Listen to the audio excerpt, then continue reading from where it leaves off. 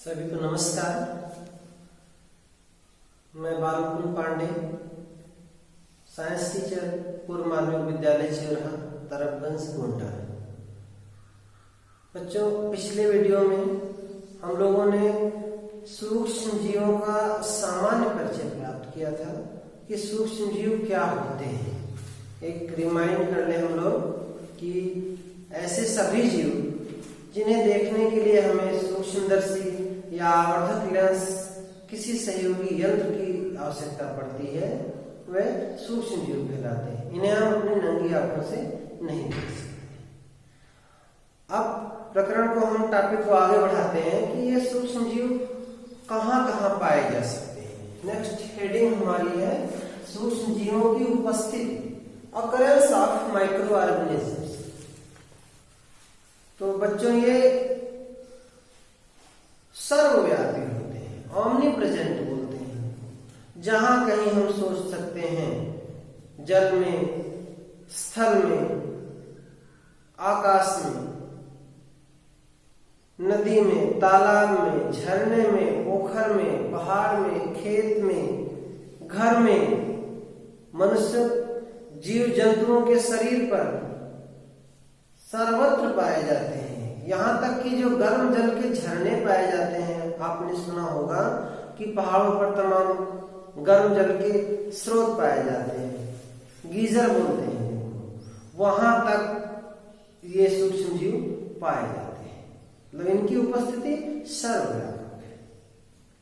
अब अगली बात है कि सूक्ष्म जीव कितने प्रकार के होते हैं, कैसे इनको अलग अलग किया जाए।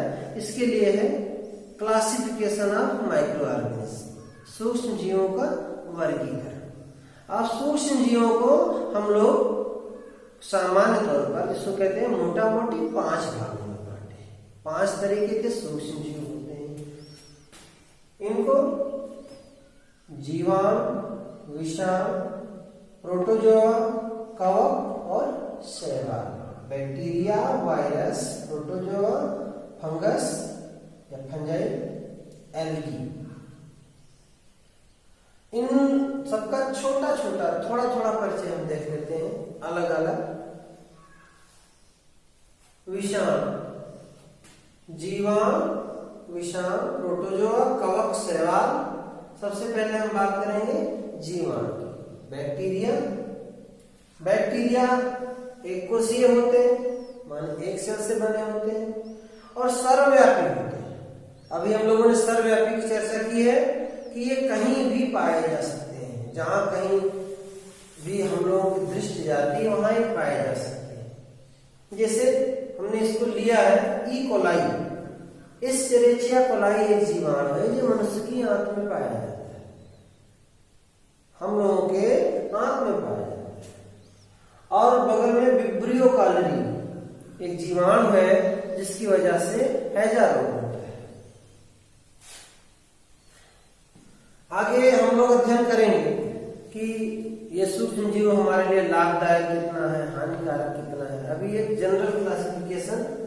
सेकंड नंबर पर हाँ, एक चीज भूल गया था, बैक्टीरिया की खोज एंटोनी वान लीeuwenhoek ने की थी। एक साइंटिस्ट है, नाम इनका याद रखिएगा, एंटोनी वान लीeuwenhoek। ये एंटोनी वान लीeuwenhoek, ये बैक्टीरिया की खोज करता है और इन्हें फादर ऑफ माइक्रोबायोलॉजी भी कहा जाता है।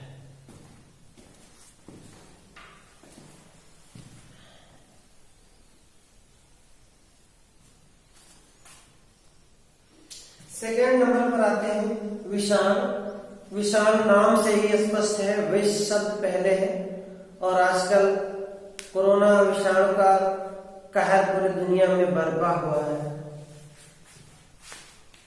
ये विषाणु वास्तव में, अभी ये रासायनिक शब्द है, न्यूक्लिक अम्ल और प्रोटीन है और इन्हें सजीव निर्जीव के बीच की कड़ी कहा गया है। ये जब तक किसी जीव के संपर्क में नहीं आते हैं, किसी सजीव के संपर्क में नहीं आते हैं, तब तक निर्जीव के रूप में, निष्क्रिय रूप में सालों साल पड़े रह जाते हैं लेकिन नष्ट नहीं होते हैं। जैसे ही किसी सजीव के संपर्क में आते हैं तुरंत ये अपनी वृद्धि करना शुरू कर देते हैं और सजीव का लक्षण प्रकट करते हैं। और जब ये किसी सजीव के संपर्क से हट जाते हैं तो निर्जीव के रूप में पड़ जाते हैं। इनका उदाहरण है जैसे HIV। आप लोगों ने एड्स बीमारी का नाम सुना होगा। उस एड्स बीमारी का जो कारक विषाणु है उसको कहते हैं HIV, human immuno deficiency virus. और दूसरा एक बहुत कॉमन हमने उदाहरण लिया है राइनो वायरस, जो हम लोगों को कॉमन फ्लू होता है, जुकाम होता है, आमतौर पर सबको जुकाम हो जाता है, तो वो जुकाम इस वायरस के कारण होता है, राइनो वायरस कहते हैं इसको। और वायरस की खोज इवानोव्स्की ने किया था सर्वप्रथम। इनको इवानोव्स्की भी लिखते हैं, इवानोव्स्की या इंग्लिश में इवानोव्स्की। विषाण। आगे बढ़ते हैं हम लोग।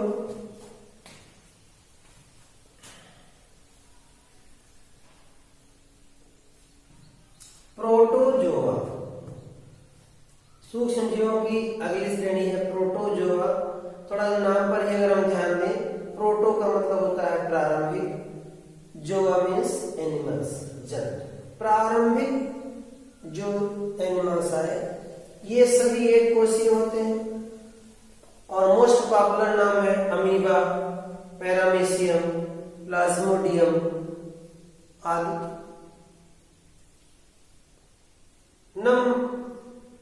नम स्थान पर ही विशेष रूप से पाए जाते हैं। विभिन्न तरह के इनसे रोग भी होते हैं। आगे के उसमें हम लोग पढ़ेंगे कि इनसे तमाम रोग उत्पन्न होते हैं प्रोटोजोआ से। फिर आ गया फंगस। नेक्स्ट है कवक। कवक नाम हम लोग फफूंद से परिचित हैं। कभी देखिए अगर रोटी कहीं रख जाए 2-3 दिन तक पड़ी रह जाए बासी रोटी, तो उस पर कभी कभी सफेद सफेद या काले काले जाले टाइप में पड़ जाते हैं। तो वो किसके कारण है? कवक के कारण है। फंगस है ये एकोष्कीय भी होते हैं, बहुकोष्कीय भी होते हैं, जैसे मशरूम है, पक्सिनिया है। अब इनमें तमाम लाभदायक कवक भी हैं, तमाम हानिकारक कवक भी हैं, जिनको हम आगे पढ़ेंगे। जैसे अभी हमने जो 2 उदाहरण लिखा, मशरूम, इनका हम भोजन के रूप में भी प्रयोग करते हैं। ये पक्सिनिया गेहूं में रोग उत्पन्न करता है, ब्लैक रस्ट जो गिरुई रोग होता है गेहूं का, पक्सिनिया ग्रेमिनिस के कारण होता है। आगे चलते हैं सूक्ष्म जीवों के अंतिम पार्ट, शैवाल, एल्गी। हम लोग यहाँ ग्रामीण क्षेत्रों में काई से बहुत परिचित है। काई आमतौर पर हम लोग काई के नाम से जानते हैं। ये काई शैवाल है। एक कोशिकीय भी होते हैं और बहुकोशिकीय भी होते हैं। एक कोशिकीय जैसे क्लोरेला, क्लेमाइडोमोनास आदि कई हैं, और बहुकोशिकीय जैसे ओइडोगोनियम। ओइडोगोनियम को ग्रीन एल्गी भी कहते हैं या हरित शैवाल भी कहते हैं। अब आगे हम लोग देखेंगे कि ये लाभदायक सूक्ष्म जीव और हानिकारक सूक्ष्म जीव, इसमें कुछ भी। अभी हम लोगों ने सूक्ष्म जीवों का वर्गीकरण देखा। सामान्यतः 5 भागों में उनको विभक्त किया गया है। 5 का छोटा छोटा परिचय देखा। इसके बाद हम देखते हैं कि ये सूक्ष्म जीव हमारे लिए लाभदायक हैं या हानिकारक हैं। तो ये हमारे लिए लाभदायक भी हैं और हानिकारक भी हैं। अब हम लोग स्टेप से अध्ययन करेंगे कि लाभदायक सूक्ष्म जीव कौन कौन कैसे हैं और हानिकारक सूक्ष्म जीव कौन कौन कैसे हैं। सबसे पहले लाभदायक यूजफुल माइक्रो ऑर्गेनिज्म, बहुत परिचित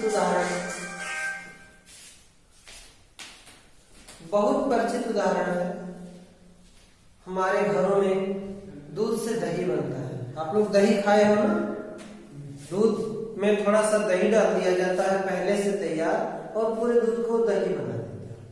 तो दूध से दही बनाने की क्रिया लैक्टोबैसिलस नामक एक जीवाणु होता है, बैक्टीरिया होता है। अगर हम थोड़ा सा दही ले करके और माइक्रोस्कोप से देखें तो हमको उसमें असंख्य बैक्टीरिया दिखाई पड़ेंगे, छोटे छोटे छोटे छोटे, लेकिन नंगी आंखों से नहीं दिखाई पड़ते। दही बहुत लाभदायक है हम लोगों के लिए। लाभदायक के क्रम में सबसे पहले यही दूध से दही। इसके बाद देखिए, अगर कोई बीमारी होती है तो हम लोग कहते हैं एंटीबायोटिक, डॉक्टर सलाह देते हैं एंटीबायोटिक। अगर जीवाणु से हुई बीमारी है तो उसमें एंटीबायोटिक का प्रयोग किया जाता है, बीमारी नष्ट हो जाती है। एंटीबायोटिक का काम है जीवाणु को नष्ट करना। तो इन एंटीबायोटिक, जीवाणु भी सूक्ष्म जीव ही है, और जो जीवाणु को नष्ट करने के लिए एंटीबायोटिक बनाई जाती है वो भी सूक्ष्म जीवों द्वारा बनाई जाती है। जैसे सबसे पहला एंटीबायोटिक बनाया गया था पेनिसिलिन, और यहीं पर मैं छोटा सा बता दूं, पेनिसिलिन का आविष्कार किया था अलेक्जेंडर फ्लेमिंग। ये कॉम्पिटिशन्स में बहुत पूछा जाता है, अलेक्जेंडर फ्लेमिंग। पेनिसिलिन की खोज भी हुई कवक द्वारा। पेनिसिलिन का निर्माण होता है कवक। ये कवक जीवाणुनाशी होते हैं, इनसे पेनिसिलिन बनी। दूसरी प्रमुख एंटीबायोटिक है स्ट्रेप्टोमाइसिन। स्ट्रेप्टोमाइसिन जीवाणुनाशी, जीवाणु द्वारा ही बनाई गई। और एक है क्लोरेलिन। क्लोरेलिन एंटीबायोटिक का निर्माण हुआ शैवाल द्वारा। एक शैवाल है जिसका नाम है क्लोरेला, एक कोशिकीय शैवाल है, क्लोरेला से क्लोरेलिन नामक एंटीबायोटिक बनाई जाती। इसके बाद भारतवर्ष हम लोगों का देश कृषि प्रधान देश है, और हम सभी जानते हैं कि जब कभी चना या मटर या अरहर के खेत में जो अगली फसल उगाई जाती है वो अच्छी होती है, उसमें अगर हम रासायनिक उर्वरक न डालें तब भी फसल अच्छी होती है। उसका कारण क्या है? कुछ जीवाणु जो चना मटर अरहर की जड़ में गांठ होती है। कभी आप चना या मटर का पौधा जड़ समेत उखाड़ो तो उसकी जड़ में छोटे छोटे छोटे छोटे नोड्यूल्स दिखाई देते हैं, गांठें दिखाई देती हैं। इन गांठों में राइजोबियम नामक बैक्टीरिया जीवाणु होता है। यह जीवाणु वायुमंडल की नाइट्रोजन, आप लोग जानते हो वायुमंडल में नाइट्रोजन कितने परसेंट होती है? 78%। 78% नाइट्रोजन होती है वायुमंडल में, लेकिन हमारे पौधे उस नाइट्रोजन का सीधे उपयोग नहीं कर पाते हैं, जबकि पौधों को नाइट्रोजन की जरूरत होती है। तो ये राइजोबियम नामक बैक्टीरिया, राइजोबियम नामक जीवाणु वायुमंडल की नाइट्रोजन को नाइट्रेट में बदल देता है। नाइट्रेट, नाइट्राइट, इनको ऐसे भी लिखते हैं, NO3, NO2, नाइट्रेट नाइट्राइट में बदल देते हैं, जिसका पौधे उपयोग करते हैं। यही कारण है कि जब चना के खेत में या अरहर के खेत में अगली फसल उगाई जाती है तो अपने आप वो फसल अच्छी होती है। और इसके बाद एक बैक्टीरिया और है एजोटोबैक्टर। ये भी नाइट्रोजन फिक्सेशन का काम करता है। वायुमंडलीय नाइट्रोजन को नाइट्रेट में बदलने की क्रिया को नाइट्रोजन फिक्सेशन या नाइट्रोजन स्थिरीकरण कहते हैं। दिमाग में बैठा लीजिएगा, वायुमंडलीय नाइट्रोजन को नाइट्रेट में बदलने की प्रक्रिया नाइट्रोजन स्थिरीकरण कहलाती है। अब ये नाइट्रोजन स्थिरीकरण राइजोबियम करता है, जो कि दलहनी फसलों की जड़ में पाया जाता है। एक दूसरा बैक्टीरिया एजोटोबैक्टर, ये भी नाइट्रोजन स्थिरीकरण करता है, लेकिन ये स्वतंत्र रूप से पाया जाता है, हवा में स्वतंत्र रूप से विद्यमान होता है और नाइट्रोजन स्थिरीकरण करता है। उस नाइट्रेट नाइट्राइट को पौधे फिर अपने उपयोग में लाते हैं। इसके अलावा कुछ साइनोबैक्टीरिया ऐसे होते हैं जिनको धान के फसल में जैव उर्वरक के रूप में डाला जाता है। सभी जानते हैं धान की फसल में पानी की बहुत जरूरत होती है। पानी में ये साइनोबैक्टीरिया जैसे नॉस्टाक, एनाबिना, ऑसिलोटोरिया, थोड़ा नाम जटिल है लेकिन एक बार आप पढ़ोगे तो याद हो जाएगा। नॉस्टॉप, एनाबीना, ऑसिलेटोरिया, ये धान की फसल में जैव उर्वरक के रूप में प्रयोग किए जाते हैं। और जब धान में पानी, बरसात का पानी होता है या पानी नल से, मोटर से, पंप से भरा जाता है, तो उसमें ये पनप आते हैं तो नाइट्रोजन फिक्सेशन का काम करते हैं, पौधे के लिए नाइट्रेट उपलब्ध कराते हैं। इसके अलावा अभी और लाभदायक है सूक्ष्म जीव, हम लोग उनको इसको मिला के लिखते हैं।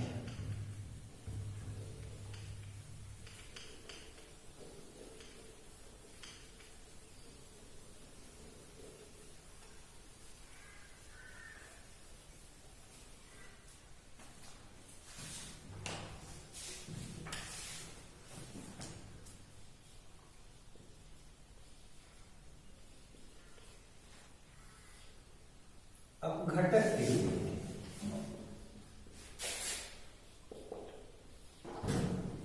अगला है अपघटक के रूप में डिकम्पोजर, अंग्रेजी में। आप लोगों ने देखा होगा तमाम पौधे या कुछ जंतु मृत होने के पश्चात धीरे धीरे वो मिट्टी में मिल जाते हैं। अगर पौधा है तो सड़ गल के मिट्टी में मिल जाता है। जंतु हैं डेड हो जाते हैं, कुछ उनको अन्य जानवर खाते हैं, उसके अलावा कुछ अंश उनका बचा रहता है, वो मिट्टी में मिल जाता है। तो उनको ये छोटे छोटे अवयवों में तोड़ने का काम सूक्ष्म जीव बैक्टीरिया करते हैं और उनको उन तत्वों में तोड़ देते हैं जिनसे वो बने होते हैं। यौगिक को, जो जंतु या पौधों के शरीर में कार्बनिक यौगिक होते हैं, उन यौगिक को तत्वों में तोड़ देते हैं। जैसे आप लोगों ने तत्वों का नाम सुना है, 6 में 7 में कार्बन, नाइट्रोजन, ऑक्सीजन, फास्फोरस, तो इन सभी तत्वों के संयोग से यौगिक बने होते हैं। जब जंतु की या पौधे की मृत्यु हो जाती है तो ये बैक्टीरिया उसको तत्वों में तोड़ देते हैं, वो तत्व पुनः मिट्टी में मिल जाते हैं और मिट्टी में फिर पौधे उसको ग्रहण करते हैं। इस तरह ये सूक्ष्म जीव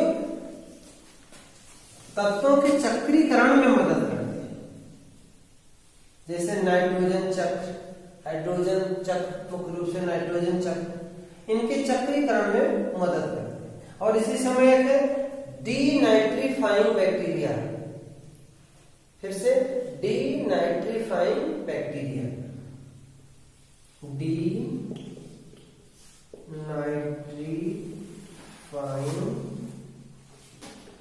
बैक्टीरिया। अब तक ये तो क्लियर हो जाएगा कि बैक्टीरिया हम बोलते हैं तो जीवाणु के लिए बोलते हैं। इसके पहले हम कह रहे थे नाइट्रोजन फिक्सेसिंग बैक्टीरिया या नाइट्रीफाइंग बैक्टीरिया। नाइट्रीफाइंग बैक्टीरिया थे जो वायुमंडल की नाइट्रोजन को नाइट्रेट के रूप में कन्वर्ट कर देते हैं, बदल देते हैं, पौधे उनको भोजन के रूप में लेते हैं। और डीनाइट्रीफाइंग बैक्टीरिया क्या करते हैं,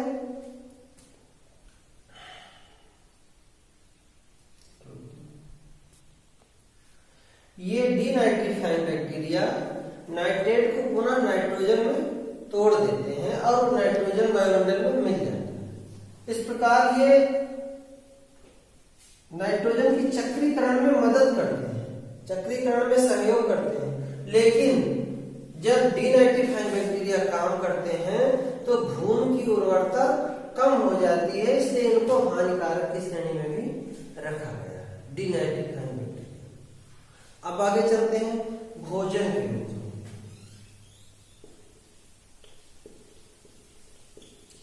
भोजन के रूप में रोटी, कपड़ा और मकान, मनुष्य की ये 3 मूलभूत आवश्यकताएं हैं, जिनमें से रोटी भोजन के लिए तमाम वनस्पतियों, जंतुओं का प्रयोग होता है। उसी में सूक्ष्म जीव भी भोजन के रूप में काम करते हैं। जैसे आपका है ईस्ट, ये ईस्ट खाद्य पदार्थ मैन्युफैक्चरिंग में, डबल रोटी कभी बनती है, आप लोगों ने देखा होगा डबल रोटी बनते, नहीं देखा होगा। डबल रोटी के लिए मैदे को गूंथते हैं, उसमें थोड़ा सा ईस्ट मिलाते हैं, कुछ देर बाद उसमें छोटे छोटे बुलबुले निकलते हैं। क्योंकि ईस्ट की क्रिया से कार्बन डाइऑक्साइड निकलती है और कार्बन डाइऑक्साइड जब बाहर निकलती है तो छोटे छोटे बुलबुले होते निकलते हैं, इससे वो पूरा सरंध्र हो जाता है। डबल रोटी में देखिए छोटे छोटे छिद्र होते हैं, वो उसी से सरंध्र हो जाता है। और एक कवक होता है अगेरिकस, उसको खाया जाता है, गुच्छी कहा जाता है, गांव में लोग गुच्छी कहते हैं, उसको खाया जाता है, सब्जी बनाते हैं। और विभिन्न ये जो फंक्शंस में आप लोग देखते हैं,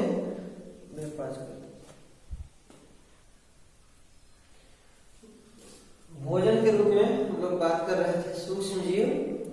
डबल रोटी बनाने में यीस्ट का प्रयोग, यीस्ट एक प्रकार का कवक है, मार्केला गुच्छी कहते हैं इसे। इस कवक का उपयोग सब्जी बनाने में किया जाता है, एक डिश के रूप में ये हम लोग प्रयोग करते हैं। उद्योग धंधों में बड़े पैमाने पर दुग्ध उद्योग में दूध से दही बनाना, सिरका उद्योग, सिरका उद्योग में भी जीवाणु का प्रयोग होता है, चमड़ा उद्योग में भी जीवाणु का प्रयोग होता है, चाय उद्योग में भी, चाय के प्रोसेसिंग में, चाय पत्ती पेड़ों से तोड़ के आती है, उसके बाद में फिर बिक्री के लिए तैयार करने में बीच में जीवाणु का प्रयोग होता है। हम लोगों ने देखा कि जीवाणु हमारे लिए किस प्रकार लाभदायक है। दूध से दही, तमाम तरह की एंटीबायोटिक, नाइट्रोजन स्थिरीकरण चना मटर आदि की जड़ों में स्वतंत्र रूप से वायु में पाए जाते हैं। इस तरह से ये लाभदायक सूक्ष्म जीव हो गए। अब हम लोग थोड़ी चर्चा कर लेते हैं, थोड़ी क्या ज्यादा चर्चा करेंगे, क्योंकि कोई जो हमें लाभ पहुंचाता है या हमें हानि पहुंचाता है, हमें दोनों का जानना जरूरी है। हानि से हमको बचना है और लाभदायक का ज्यादा से ज्यादा प्रयोग करना है। हानिकारक सूक्ष्म जीव, अब हानि में सबसे पहले रोग करना होता है, या तो हमें रोगग्रस्त करता है या तो हमारे सामान को नष्ट करते हैं, वह हमारे लिए हानिकारक। मनुष्य में पाए जाने वाले कुछ प्रमुख रोग, तपेदिक, ट्यूबरकुलोसिस टीबी जिसको कहा जाता है, हैजा उल्टी दस्त होती है, न्यूमोनिया जकड़न होती है, खांसी आती है, टाइफाइड बुखार आता है, ये सब रोग मनुष्यों में जीवाणुओं द्वारा होते हैं। ये पूरे जीवाणुओं द्वारा होते हैं। और कॉम्पिटिशन्स में भी इस तरह के प्रश्न आते हैं कि इनमें कौन सा रोग जीवाणु से हो रहा है, कौन विषाणु से हो रहा है, कौन कवक से हो रहा है, कौन प्रोटोजोआ से हो रहा है। तो ये जीवाणु के रोग हो गए। दाद बहुत कॉमन सा रोग है, रिंगवर्म, ये कवक द्वारा होता है। इस कवक का नाम और माइक्रोस्पोरम, थोड़ा ध्यान देना है, एक दो बार बोलेंगे याद हो जाएगा। ट्राइकोफोटान माइक्रोस्पोरम, ये कवक दांत रोग को जन्म देते हैं। अब बात करें हम, अभी और रोग हैं लेकिन हम बात करते हैं पौधों में होने वाले रोग की। नींबू में एक रोग होता है सिट्रस कैंकर। सिट्रस कैंकर रोग ज़ैंथोमोनास बैक्टीरिया द्वारा होता है। आलू, हम लोग यहाँ आलू की खेती होती है और आलू की पछेता अनुमारी एक बीमारी है, वो कवक द्वारा होती है, फाइटोफथोरा कवक। इसके अलावा देखिए डबल रोटी, अचार, मुरब्बा ज्यादा दिन तक रखे रहते हैं तो उनमें फंगस लग जाते हैं, कहते हैं फफूंदी लग गई या फेंक दो या खाने लायक नहीं रह गया, तो वो भी हम लोगों के लिए हानिकारक है। राइजोपस, म्यूकर आदि कवक ये हमारे खाद्य पदार्थों को खराब करते हैं, डबल रोटी, अचार, मुरब्बा आदि को खराब कर देते हैं। और एक है क्लास्ट्रीडियम बार्टुलिनम। क्लास्ट्रीडियम बार्टुलिनम नामक बैक्टीरिया भोज्य पदार्थों को विषाक्त कर देता है, टॉक्सिक कर देता है, और अगर ऐसे भोजन को खा लिया जाता है तो कहा जाता है फूड पॉइजनिंग हो गई। बहुत ज्यादा नुकसानदायक होता है अगर ये क्लास्ट्रीडियम बैक्टीरिया भोजन में। इसी तरह हम लोगों ने शुरू में भी चर्चा किया था जब वर्गीकरण इनका पढ़ते थे कि विषाणु से तमाम सारी बीमारियां होती हैं, चेचक, मम्स,